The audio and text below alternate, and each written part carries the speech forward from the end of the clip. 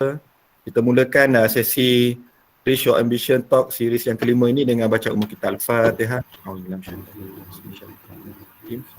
Alhamdulillahirabbil alamin arrahmanir rahim maliki yaumiddin iyyaka na'budu wa iyyaka nasta'in shiratal mustaqim shiratal ladzina an'amta 'alaihim ghairil maghdubi 'alaihim waladdallin. Yang saya lalukan Dr. TS atau TS Dr. Muhammad Ridwan Baharun selaku kita punya penceramah ataupun speaker kita pada malam ni bagi tajuk peluang-peluang pengajian dalam sains komputer dan teknologi maklumat dan ataupun serta masa depan dunia ICT atau yang kita katakan revolusi 4.0 Dan bersama kita pada malam ni saya amat berbesar hati yang bagi Datuk Fazlur Rahman Ibrahim, salah seorang ahli lembaga pengarah, ahli lembaga pemegang amanah dan amal jariah. Anak-anak didik yang cikgu kasih sekalian, pertamanya ini merupakan siri kita yang kelima, alhamdulillah tanpa orang kata apa minggu-minggu yang telah kita laksanakan, alhamdulillah tanpa terlepas satu minggu. Setiap Selasa malam kita akan adakan satu talk lebih kepada motivasi untuk memberikan gambaran, untuk memberikan semangat kepada pelajar-pelajar sekalian bahawa masa depan anda semua adalah bermula ataupun bergantung kepada usaha-usaha dan komitmen tinggi pelajar-pelajar bermula pada hari ini. Jadi untuk mencorakkannya, untuk memastikan pelajar-pelajar semua dapat mengejar kejayaan dan impian, sudah tentulah komitmen tinggi bermula dari sekarang. Jadi cikgu ingin kenalkan penceramah kita pada malam ni, iaitu TS Dr. Muhammad Ridwan Baharun, merupakan Ketua Jabatan atau Pensyarah Kanan di Jabatan Sistem dan Komunikasi Komputer, Fakulti Teknologi Maklumat dan Komunikasi, Universiti Teknikal Malaysia Melaka atau UTM. Assalamualaikum Doktor. Assalamualaikum warahmatullahi wabarakatuh. Latar belakang tu UTM tu besar kampus. Daikro. Bagi gambaran sikit. Jadi anak-anak kalau ada cita-cita nak masuk dunia komputer atau sains, itulah Universiti UTM mengalu-alukan kehadiran pelajar-pelajar semua. Dan bersama kita pada malam ni adalah Ketua Jabatan yang Fakulti Sistem dan Komunikasi Komputer. Okey. Cikgu mungkin akan serahkan sesi ni terus kepada Dr. Ridwan. Mungkin boleh share sikit pengalaman macam mana dulu sekolah di mana, lepas tu sambung ijazah yang pertama, master dan seterusnya dapat berpeluang menyambung pengajian PhD di Liverpool, John Moore University Liverpool di United Kingdom.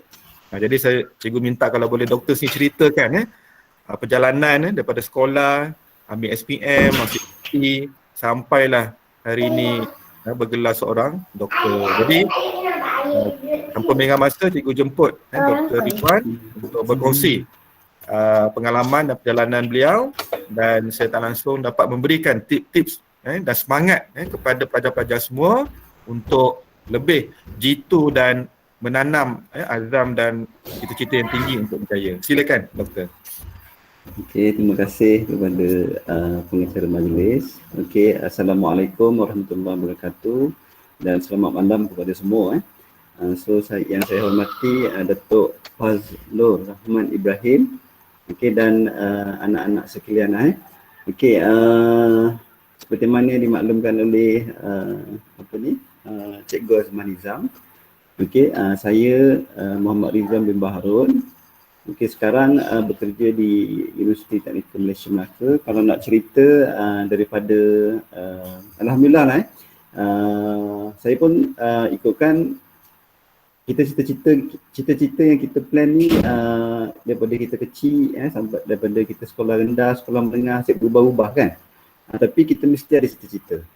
Okey, dan cita-cita ni sebenarnya bergantung pada minat kita, apa yang kita minat. Kalau kita macam saya sendiri daripada sekolah rendah, daripada sekolah rendah sampai ke sekolah menengah, dalam banyak-banyak subjek yang saya ambil, satu subjek yang saya minat, iaitu subjek matematik. Okey, disebabkan minat yang terlalu mendalam dalam subjek matematik, menyebabkan saya saya punya laluan, laluan saya memang ke arah minat saya. Okey, ke arah minat saya daripada sekolah rendah. Ada jugalah mewakili sekolah dalam kuis matematik. Masuk ke sekolah menengah, saya di sekolah menengah Arab sebenarnya, sekolah menengah Arab, ada Jabatan Agama Islam Negeri. Memang minat dalam matematik tu memang tinggilah. PMR, saya skor A dalam matematik. Disebabkan ingin melanjutkan pengajian dalam untuk mendalami matematik. Saya pun bertukar sekolah lah, sekolah yang ada aliran sains. Saya pergi ke sekolah menengah agama Sultan Muhammad di Melaka, ambil aliran sains dan ambil jurusan sains lah yang ada admat, ada matematik moden semua tu kan. Okey, lepas tu SPM, dapat grade yang baik dalam matematik. And then sambung pengajian di Universiti Teknologi Malaysia. Masa tu habis SPM boleh masuk U buat degree. Sekarang tak boleh. Sekarang kena masuk matrik ataupun kena buat diploma lah. Tapi dulu habis dia SPM boleh sambung buat degree. Saya sambung dalam bidang industrial matematik lah, matematik industri di Universiti Teknologi Malaysia. Habis dia degree, terus buat master dalam matematik. Habis master, terus apply jadi lecturer. Semasa saya jadi lecturer, minat dia bertukarlah ke arah computer science. Disebabkan tu saya sambung pengajian dalam bidang computer security di Liverpool John Moores University di bawah pembiayaan Kementerian Pengajian Tinggi lah. Itu sedikit latar belakang perjalanan pengajian daripada sekolah rendah sampai ke peringkat PhD lah. So bidang PhD saya lebih kepada computer security. Itu Thesis tajuk apa doktor? Mungkin ada pelajar nak tanya. Thesis tajuk apa? Thesis thesis saya lebih kepada mobile sensing system. Dia lebih kepada saya pun tak ingat the specific title lah, tapi tajuknya berkaitan dengan mobile sensing system. Kalau kita ada, maksud saya kita sebagai mobile user kan, so kita sebenarnya boleh jadi agent kepada data collection lah. So tapi untuk kita take part dalam proses data collection tu, ada isu-isu on privacy sebenarnya. Bila kita share data kita dalam internet, sebenarnya kita reveal data kita, privacy kita. So kajian saya lebih kepada macam mana kita nak terlibat dalam pengumpulan data, tetapi privacy kita dilindungi. Itu bidang pengajian saya di peringkat PhD lah. Okey, boleh Cikgu Azman Nizam? Teruskan. Okey, itu sedikit berkaitan dengan latar belakang pendidikan saya daripada sekolah rendah sampai ke peringkat PhD. Tanpa membuang masa lain, saya ada sediakan slide presentation slide. Cuma saya nak mohon maaf dululah sebab dalam presentation slide saya ni ada, sebab saya ambil video daripada YouTube. Bila saya share guna online presentation ni, dia punya background sound dia tak keluar. Itu je yang, tapi boleh follow lah video tu, cuma dia tak ada background sound lah. Dia ada lagu sepatutnya belakang tu. Saya mulakan dengan saya punya presentation.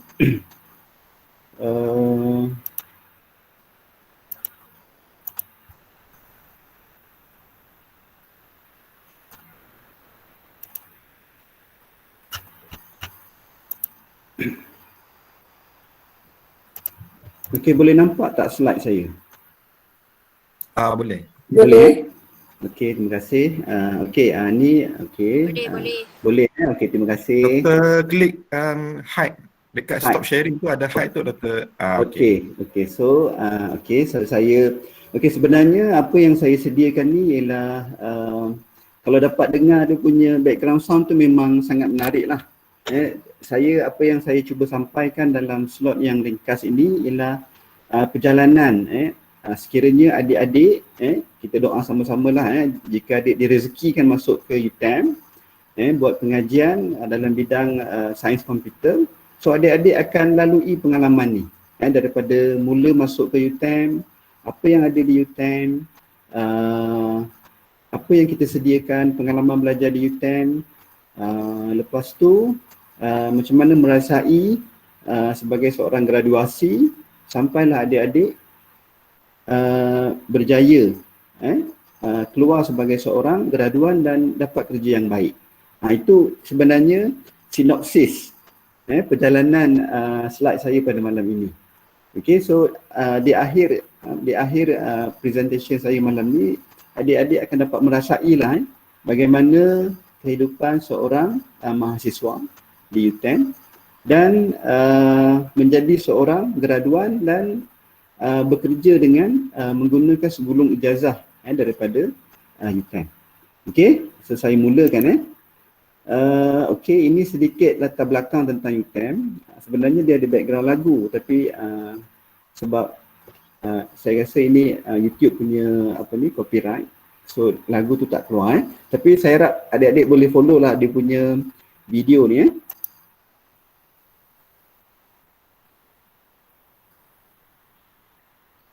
Boleh nampak tak video ni?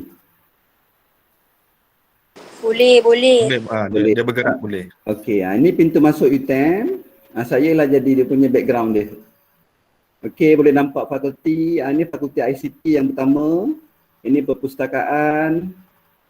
Ini Dewan Convocation. Okey, Masjid UTM, Masjid Saidina Abu Bakar. Okey, ini Chancellery, Pusat Pentadbiran UTM. Ini Pusat Pengajian Bahasa, Fakulti Kejuruteraan Pembuatan, Fakulti Kejuruteraan Elektronik dan Kejuruteraan Komputer. Ini Pusat Pengajian Siswaza untuk peringkat Master dan PhD. Fakulti Kejuruteraan Elektrik. Ini kalau nak ambil Electrical Engineering lah. Ini Fakulti ICT.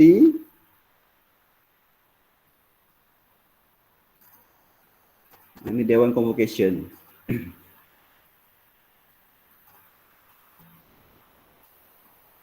Di UTM juga ada kemudahan sukan lah. Kita ada kompleks sukan, kita ada stadium,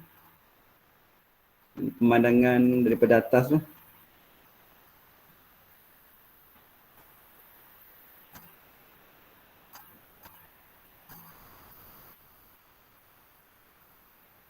Kalau nampak yang belakang ni laluan ke asrama baru kita lah.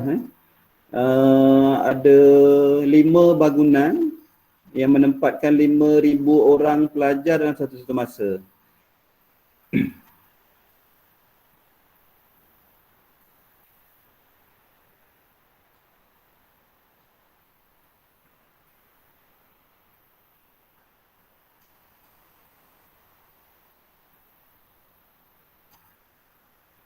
Ini gambaran di UTM lah.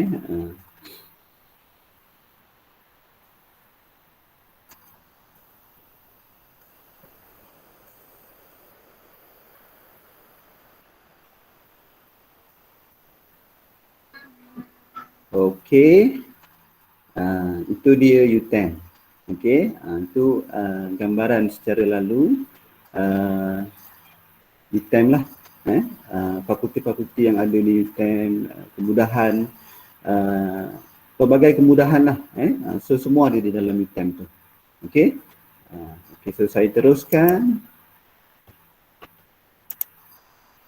Okey, Tadi saya dah tunjukkan berkaitan dengan gambaran U10. Sekarang ni sekiranya adik-adik dapat masuk belajar di U10 dalam bidang ICT. Okey. Apa kemudahan-kemudahan ICT ataupun kemudahan pembelajaran yang U10 sediakan untuk adik-adik lah. So saya tunjukkan daripada video ni.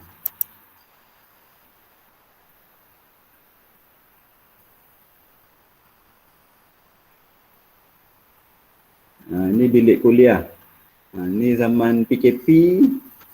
So adalah disediakan penjarakan sosial. Ini dalam bilik kuliah.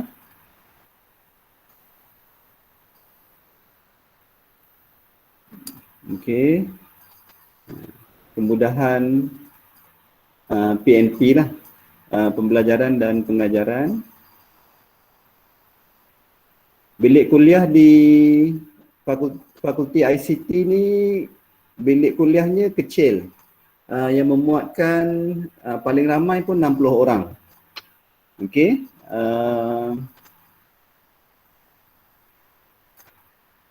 Kenapa bilik kuliah tu kecil? Sebab kita nak proses pembelajaran dan pengajaran tu dilaksanakan secara berkesan lah. So dengan jumlah yang sedikit, so adik-adik berpeluang jika dapat belajar di U10, berpeluang untuk lebih dekat dengan pensyarah yang mengajar. Maksudnya sekiranya ada soalan-soalan yang ingin ditanya, so kumpulan pembelajaran tu dijalankan dalam kumpulan yang kecil. So lebih mudah interaksi antara pelajar dan pensyarah. Okey. Ini bilik kuliah yang lain lah, bilik kuliah 9.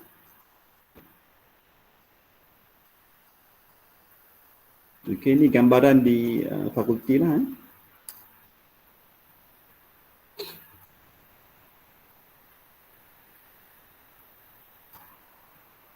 Okey, kita ada makmal yang berbentuk auditorium lah. Ini lebih makmal ni ataupun bilik seminar ni ataupun kita panggil bilik recap digunakan untuk taklimat, untuk lebih kepada untuk tujuan taklimat lah, dan juga pembelajaran dan pengajaran. So ini peralatan-peralatan yang disediakan. Ada kamera yang boleh record lecturer yang mengajar, dan kita boleh kita boleh tengok balik lah video yang recorded tu. Itu kemudahan yang ada di bilik recap.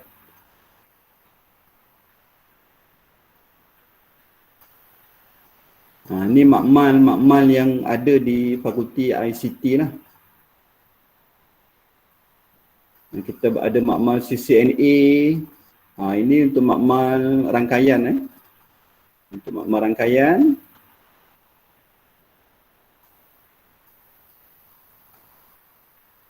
So kita ada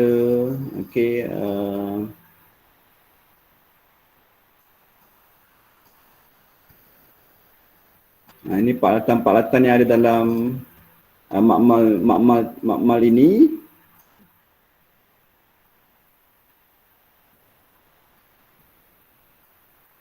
Okey, kemudahan komputer. Okey, ini yang adik-adik nampak ni ialah peralatan rangkaian.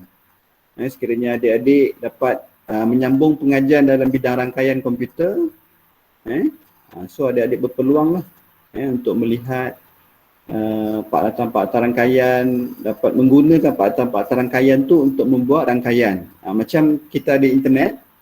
Internet ni sebenarnya ialah menggunakan peralatan-peralatan rangkaian yang lebih spek dia lebih tinggi. Tapi sebenarnya apa yang adik-adik belajar di semasa mengikuti pengajian di U10, adik-adik akan berpengalaman sendiri membangunkan rangkaian. membangun karang-kayang yang lebih kecil lah. Tapi sebenarnya menggunakan konsep yang sama. Konsep yang sama apa yang digunakan di dalam industri. So memang pembelajaran di UTM dilaksanakan secara praktikal. So apa yang adik-adik belajar dalam bilik kuliah, waktu kuliah akan diaplikasikan dalam waktu makmal. So di Fakulti ICT kita ada lebih kurang 40 buah makmal. So memang makmal ini disediakan untuk memberi lebih pendedahan kepada proses pembelajaran secara praktikal. Yang ini ialah makmal clear, dipanggil makmal clear. Lebih kepada pembelajaran dalam kumpulan. Dalam kumpulan. So kalau tengok macam mana susun atur meja dan kerusi dalam makmal ni memang dibuat dalam bentuk kumpulan.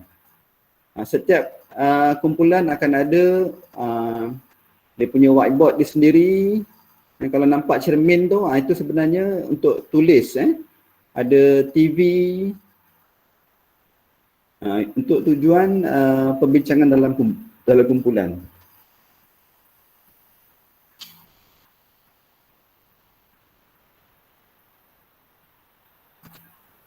Untuk pelajar lepas SPM nanti, apakah syarat-syarat kemasukan kalau ada yang berminat nak sambung pengajian sistem dan komunikasi komputer ni?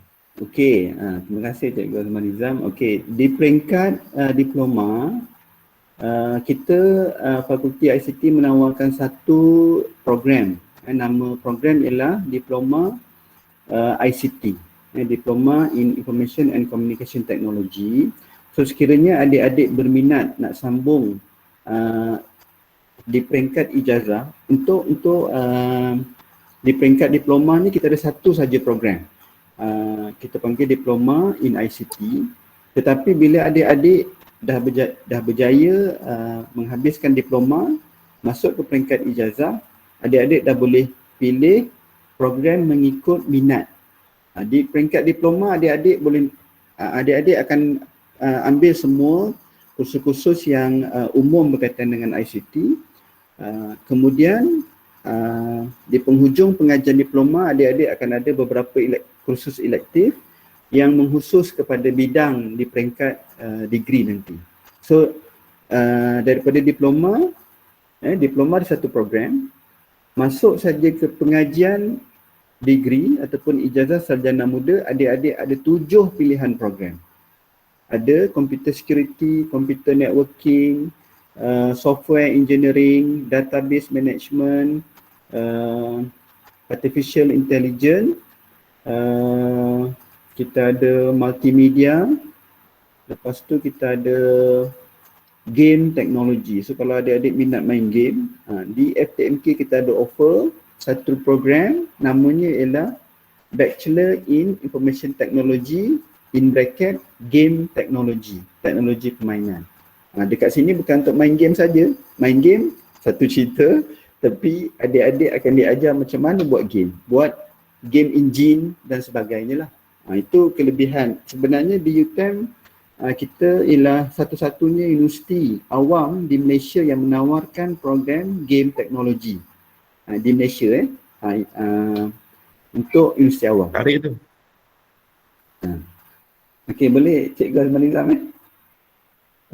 Okey, kita ada masa lagi 5 minit lagi. Okey. Bagaimana doktor melihat masa depan dunia ICT ni? Kerana kalau kita lihat zaman PKP ni semuanya perniagaan, kehidupan kita shift, berubah kepada digital, sama ada dalam bidang marketing, dalam bidang kehidupan kita secara tak langsung, mana relate kepada dunia IT lah. Jadi sudah tentu cerah masa depan tu. So apa komen doktor? Dan bagaimana pelajar-pelajar sepatutnya rebut dunia ICT ni supaya kita boleh capture lagi kehidupan kita? Okey, saya ada sediakan sedikit ringkasan ataupun dapatan saya lah berkaitan dengan peluang-peluang pekerjaan. Tapi sebelum tu kalau saya ini sebelum PKP lah 2019 2020 yang latest, kalau ikut data yang kita kumpulkan daripada graduan kita, 98% graduan dalam bidang ICT mendapat pekerjaan. 98% graduan ICT UTM mendapat pekerjaan. Itu satu benda Tinggi yang tu. sangat Boleh pasaran tinggi. ya, betul. Itu yang kita maksudnya yang survey yang kita buat daripada graduan kita. Dan sebenarnya kenapa graduan kita fakulti ICT UTM ni mendapat percentage yang tinggi dalam graduan employability, kerana program kita di peringkat degree sekiranya adik-adik berjaya menghabiskan diploma ataupun bila dah habis matrik dan ingin sambung dalam bidang ICT di UTM, kita punya struktur kurikulum kita di hujung pengajian, iaitu di semester 7, selama 6 bulan adik-adik akan pergi buat latihan industri. Okey, di hujung pengajian, so bila adik-adik habis je buat latihan industri, adik-adik tak perlu balik dah ke UTM untuk ambil sebarang kursus-kursus lain. Adik-adik boleh terus bekerja. Disebabkan kita punya struktur begitu, di hujung pengajian adik-adik akan spend 6 bulan pergi ke industri, buat latihan industri. Di situ sebenarnya peluang adik-adik untuk bekerja lebih cerah. Kebanyakannya company terus menawarkan pekerjaan kepada pelajar kita, yang rata-rata bila kita sebagai pensyarah pergi buat lawatan ke industri untuk menilai pelajar-pelajar kita, memang syarikat ataupun industri memang puji pelajar kita sebab memang pandai, hands on lah, sebab kita punya approach lebih kepada praktikal. So pelajar-pelajar kita skill memang tinggi. So disebabkan tu mereka mudah mendapat peluang pekerjaan lah. Kalau saya boleh tunjukkan antara peluang-peluang pekerjaan seperti mana Cikgu Azman sebut tadi, sekarang ni kita dah beralih ke Fourth Industrial Revolution, Fourth IR. Ini yang saya boleh tunjukkan sikit lah kepada adik-adik, bidang pekerjaan dalam bidang komputer network. So ini antara bidang pekerjaannya, contohnya seperti Information System Executive, Network Engineer, System Analyst, Computer Security Executive, Network Project Administrator, and Network Programmer. Ini average salary, purata gaji untuk permulaan bagi graduan ICT bermula daripada 3,500 secara purata. Okey, kalau tengok memang agak lumayan lah untuk fresh graduate. Okey, saya ada buat survey dalam website currently offered job, ini yang terbaru. Kalau ada tengok yang menawarkan peluang pekerjaan ni Shell, Julai 2021. Ini dah dalam COVID dah ni. IT Network Specialist Engineer. Ini pun Jun 2021. Senior Network Engineer, Network Security Engineer, IBM. Semua orang tahu IBM. IT and Network Executive, IT Network Specialist, ni di IKEA. Julai 2021. Fiber Optic Network Engineer, Jun 2021. Student saya ada yang graduate tahun ni. Belum combo lagi. Okey. Syarikat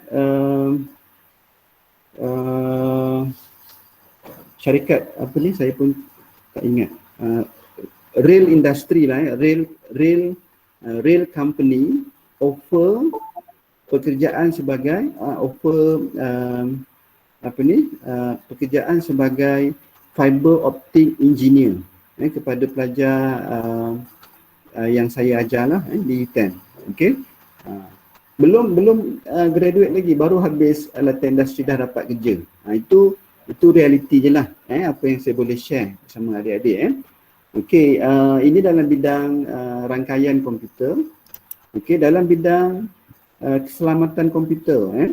So kita ada, ini antara peluang-peluang pekerjaan lah. Kalau yang currently offered, kita ada Senior Advisor Digital Forensic Investigation yang offer Dell Jun 2021. Executive Digital Forensic, ini yang offer ni ialah SKMM Jun 2021. Senior Staff Specialist Cyber Security, ini Infineon di Melaka, Jun 2021. Senior Digital Forensic and Incident Response, Technology Information Security Officer, ini bank yang offer Julai 2021. Ini yang ada di website yang company iklankan untuk mencari staf barulah dalam bidang yang berkaitan. Ini bidang keselamatan komputer. Ini respon saya kepada soalan yang Cikgu Azman bertanya tadilah. So sebenarnya peluang dalam bidang ICT, kalau kita tengok trend sekarang dalam keadaan COVID, kita punya internet, online services memang very demanding lah. So peluang-peluang pekerjaan dalam bidang ICT,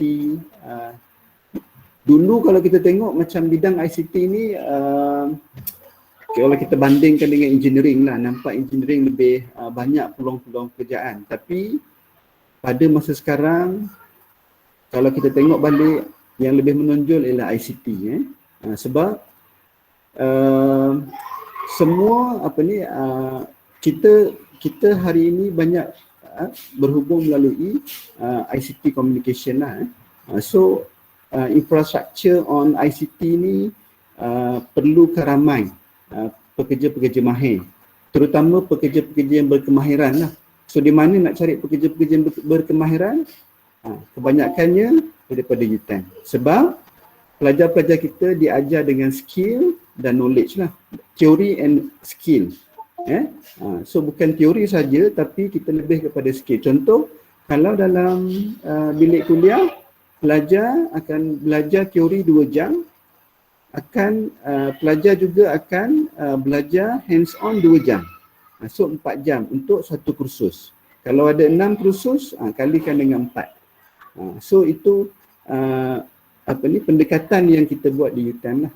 So disebabkan tu pelajar-pelajar kita memang dikenali lah di banyak industri dalam bidang ICT. Itu saja. Okey, terima kasih Dr. Ridwan atas perkongsian yang sangat menarik. Saya percaya pelajar-pelajar telah mendapat banyak input dan sudah pasti ada cita-cita yang tinggi untuk bagi yang berminat untuk sambung pengajian dalam dunia ICT atau komputer ini. Jadi oleh kerana masa tidak menceburui kita untuk kita meneruskan sesi ini sebab kita ada kelas selepas ini. Jadi terima kasih saya bagi pihak Dana Amajaria DAJ kerana Dr. Ridwan sudi berkongsi dengan pelajar-pelajar kita. So Doktor, terima kasih banyak. Okey, sama-sama. Jika ada pelajar-pelajar ada rezeki sambung di fakulti, inilah salah seorang pensyarah kanan yang kamu akan jumpa nanti. Saya silap pensyarah yang sama nanti akan mengajar nanti. InsyaAllah. Okey, terima kasih. Doktor pelajar bagi kelas malam ni iaitu Bahasa Inggeris bersama Cikgu Abdul Rahman. Kekalkan, kelas akan mula dalam 9.10. Bagi pelajar-pelajar lain yang ni boleh masuk kelas lain lah sebab ada juga pelajar tingkatan 4 juga join ni pada malam ni. Cikgu pada wawarkan, jadi boleh masuk ke kelas tingkatan 4. Okey. Cikgu Rahman pun dah ada Ya, dah ada. Assalamualaikum warahmatullahi wabarakatuh. Terlupa terima kasih Datuk Fazrul kerana bersama-sama kita pada malam ni. Terima kasih semua. Terima kasih. Datuk, say something tu. Terima kasih. Saya orang Melaka juga tu. Ya? Saya orang Melaka cakap untuk Dr. Maulana. Tapi orang lama lah. Datuk, Hello? 30 second minit bagi tips atau semangat ke anak-anak supaya kelas Cukup untuk Dr. Maulana tu. Okay. Nanti satu hari saya bagi tips. Okey, terima kasih banyak. Okey, Datuk. Okey, sama. Assalamualaikum warahmatullahi wabarakatuh. Waalaikumsalam warahmatullahi. Thank you.